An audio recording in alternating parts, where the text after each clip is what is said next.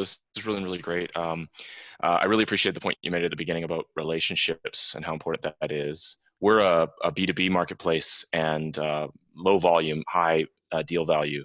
So all of our matches are essentially going to have some level of high touch and relationship building. And I wanted to get your thoughts about, even in a self-serve marketplace, what the role of that high touch account management and traditional sales funnel, like CRM type approach, has a place, especially with like key customers.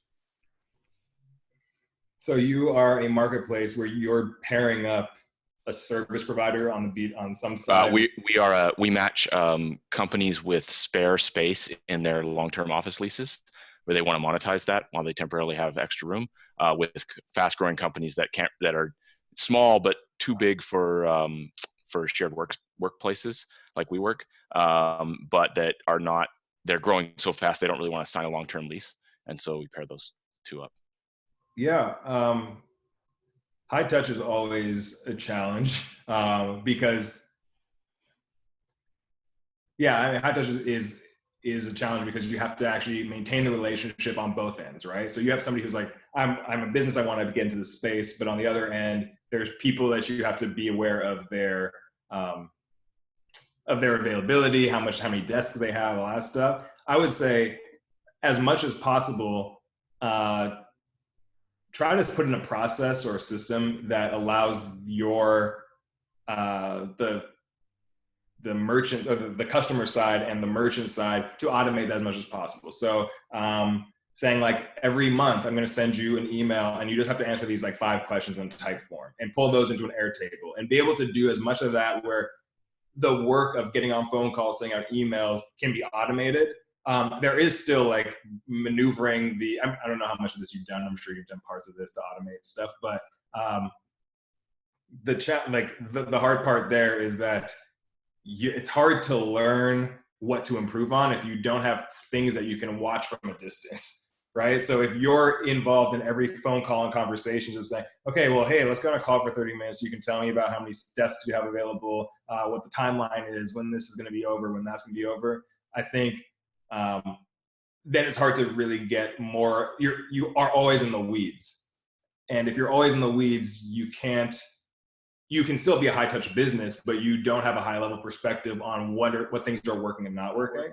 So that's where I would say is automating as many of the tedious things as possible, so that the things you do are extremely high leverage.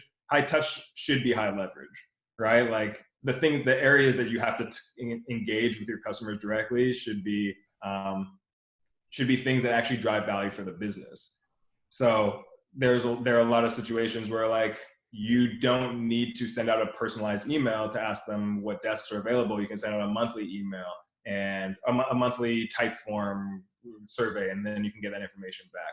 I would say those type of things give you separation from the operations of the business to look at the systems of the business. As much as possible, creating the systems is going to give you just give you better perspective on what type of customers are high value versus, this might be more relevant, but high value does not always mean, like high touch does not always correlate with high value. You might have high value contracts, but not every customer is going to be one that needs to continue growing. And if you can start to look at the companies that are coming in that need your marketplace and actually thrive on your marketplace from a distance perspective, oh, this group over here is where I should be focusing on, then you can start to really create systems around them where the high touch work actually provides the most value to your business versus scheduling 16 30-minute calls a day and then hoping that I'm not saying you're doing this, but I'm mostly saying like the more high touch you are, I mean, I have these days too, so I have phone calls all day, and then at the end of the day, I actually don't know what I did. I have a lot of phone calls that now I have to process in the evening and write notes and figure out what's happening next. Where as much as possible, making those things as streamlined and automated using no-code tools if possible will make your life easier. The way I see it actually is very similar to like when I worked inside of a big organization. 25,000 people at the parent company, 2,000 people within the organization.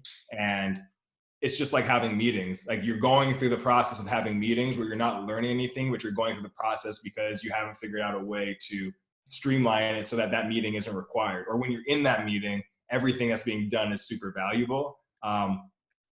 Try, I would say, like minimize as much of the stuff that you don't want to do into systems that don't require you to be there, or give it to somebody else to do that. And then you'll have a much better perspective overall on, but either way, it is that's a challenging space to be in for a marketplace, is that scale doesn't mean volume. Scale means, you have like scale means how big the individual contracts are, which is just completely different than. Yeah, it's a really good point. One of the things we're looking at in terms of no-code tools and piecing things together is just traditional CRM tools. And a lot of those have these kind of automated steps and triggers that you can define. So that's great. Thanks a lot.